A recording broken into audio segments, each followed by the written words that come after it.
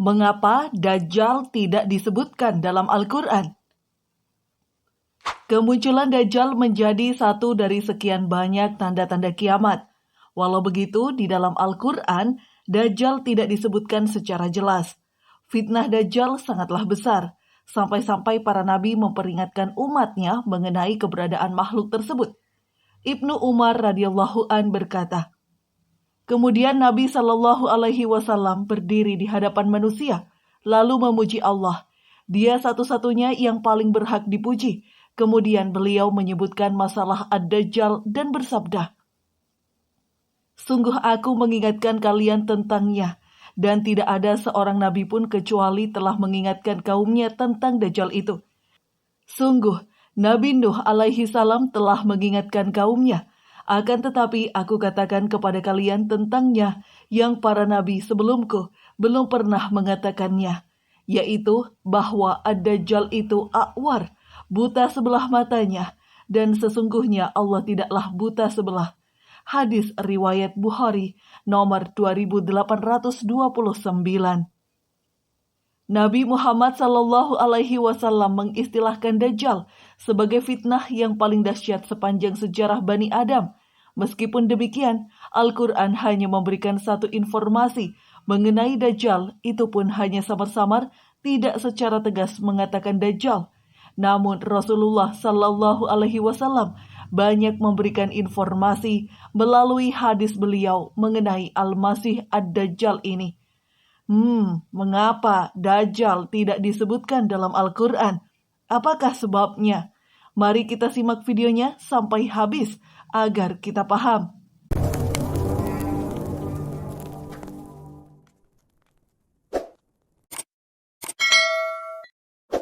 Bismillahirrahmanirrahim. Assalamualaikum warahmatullahi wabarakatuh. Sahabat Parsa Khalifah rahimakumullah, semoga kita semua dalam keadaan sehat walafiat dan selalu dalam lindungan Allah Subhanahu wa Ta'ala. Dalam bahasa Arab, istilah Dajjal lazim digunakan untuk menyebut nabi palsu. Namun istilah Ad-Dajjal yang dimaksudkan di sini merujuk pada sosok pembohong yang muncul menjelang dunia berakhir atau kiamat. Sosok itu juga disebut sebagai Al-Masih Ad-Dajjal. Yang dimaksudkan di sini adalah Al-Masih palsu. Menurut beberapa sumber, istilah ini berasal dari istilah Syriah, yakni Mesiha Degala yang telah menjadi kosakata umum di Timur Tengah selama lebih dari 400 tahun sebelum Al-Quran diturunkan. Dalam Kamus Lisan Al-Arab dikemukakan bahwa Dajjal berasal dari kata Dajjala, artinya menutupi. Mengapa dikatakan menutupi? Karena ia adalah pembohong yang akan menutupi segala kebenaran dengan kebohongan dan kepalsuannya. Dikatakan menutupi karena Dajjal kelak akan menutupi bumi dengan jumlah pengikutnya yang sangat banyak. Ada juga yang berpendapat bahwa Dajjal kelak akan menutupi manusia dengan kekafiran atau ingkar terhadap kebenaran yang datangnya dari Allah Subhanahu wa Ta'ala. Lalu, siapakah sesungguhnya Dajjal? Sayangnya, kata Dajjal ini tidak disebut secara langsung di dalam Al-Quran. Namun sumber kedua kita, yakni hadis Nabi Muhammad SAW, banyak menginformasikan tentang Dajjal ini.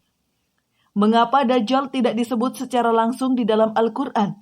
Jawaban yang sesungguhnya sudah barang tentu hanya Allah Subhanahu wa Ta'ala yang Maha mengetahui. Namun para ulama memberikan pendapat mengenai hal ini. Penyebutan Dajjal di dalam Al-Quran sudah termasuk dalam kandungan ayat sebagai berikut. Yang mereka nanti-nanti tidak lain hanyalah kedatangan malaikat kepada mereka untuk mencabut nyawa mereka, atau kedatangan siksa Tuhanmu, atau kedatangan beberapa ayat Tuhanmu. Pada hari datangnya ayat dari Tuhanmu, tidaklah bermanfaat lagi iman seseorang kepada dirinya sendiri yang belum beriman sebelum itu, atau dia belum mengusahakan kebaikan dalam masa imannya. Katakanlah, tunggulah olehmu sesungguhnya kami pun menunggu pula. Quran Surah Al-An'am, Surah nomor 6, ayat 158. Dalam surat Al-An'am ayat 158 di atas disebutkan, tanda-tanda atau ayat Tuhanmu yang dimaksudkan adalah tanda-tanda kiamat, dalam hal ini adalah munculnya Dajjal, sebab disebutkan dalam sebuah hadis bahwa Rasulullah Shallallahu Alaihi Wasallam telah bersabda, 3 hal apabila telah muncul terjadi, maka tiada bermanfaat lagi sebuah keimanan bagi seorang yang belum beriman sebelumnya. Dajjal, Dabbah, dan terbitnya matahari dari arah barat. Ibnu Katsir juga menjelaskan ayat tersebut dalam bukunya, Huru-hara Hari Kiamat. Menurut riwayat Abu Isa At-Tirmizi dari Abu Hurairah, Rasulullah Shallallahu Alaihi Wasallam bersabda, ada 3 hal yang apabila telah muncul terjadi, maka iman seseorang yang sebelumnya tidak beriman tidak bermanfaat bagi dirinya atau dia tidak mengerjakan kebaikan dalam masa imannya. Dajjal, Dabbah, dan terbitnya matahari dari barat. Menurut At-Tirmizi, hadis ini hasan sahih. Ada yang berpendapat bahwa tidak disebutkannya Dajjal secara langsung di dalam Al-Quran adalah sebagai bentuk penghinaan kepada Dajjal yang di akhir zaman mengakui diri sebagai Tuhan. Hal ini berbeda dengan disebutkannya Fir'aun di dalam Al-Quran, meski dia telah mengakui diri sebagai Tuhan, karena Fir'aun telah habis atau selesai masanya, sehingga hal ini dapat sebagai peringatan atau pelajaran bagi umat manusia setelahnya. Namun, Dajjal akan hidup di akhir zaman dan akan menjadi ujian bagi umat manusia. Bagi Allah Subhanahu wa Ta'ala, nama Dajjal terlalu hina untuk disebut, terlalu kecil dan tidak berarti untuk diceritakan ataupun diperingatkan tentang pengakuannya. Meski demikian, utusan-utusan Allah dengan atas izinnya telah membantu menjelaskan kepada umatnya masing-masing mengenai Dajjal dan betapa menyesatkan perbuatan-perbuatannya. Menyebutkan nama Dajjal dalam kitab suci Al-Quran terlalu hina bagi keagungan Allah Subhanahu wa Ta'ala. Nabi Muhammad Shallallahu Alaihi Wasallam berpesan, ketika Dajjal keluar dari suatu lokasi, maka menghindarlah walaupun harus berlari ke gunung.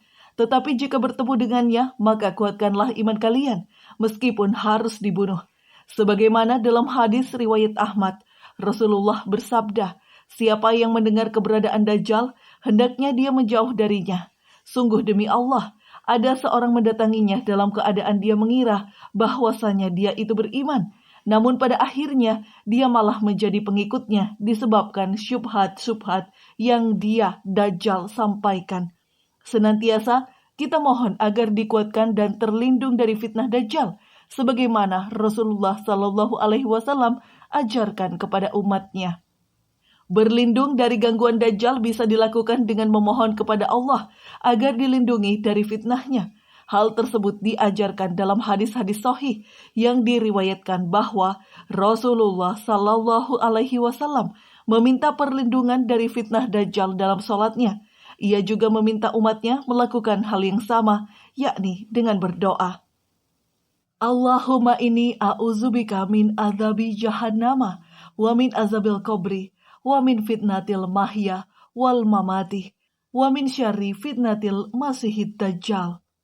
Artinya, ya Allah, sesungguhnya kami berlindung kepadamu dari azab jahannam, dari fitnah kubur, dari fitnah kehidupan dan kematian, dan dari fitnah si picak dajjal. Perlindungan kedua bisa juga tinggal di Mekah atau Madinah, masih dari buku Huru-hara Hari Kiamat. Menurut riwayat Al-Bukhari dan Muslim dari Abu Hurairah, Rasulullah Shallallahu Alaihi Wasallam bersabda, di mulut-mulut jalan kota Madinah ada malaikat-malaikat, sehingga kota ini takkan dimasuki wabah penyakit maupun dajjal. Al-Bukhari meriwayatkan pula bahwa perawi hadis ini menyatakan, ia diceritai oleh Abu Bakar dari Nabi Shallallahu Alaihi Wasallam bersabda, Madinah tak akan dimasuki rasa takut terhadap si picak Dajjal, karena pada waktu itu kota ini memiliki 7 pintu, masing-masing dijaga 2 orang malaikat.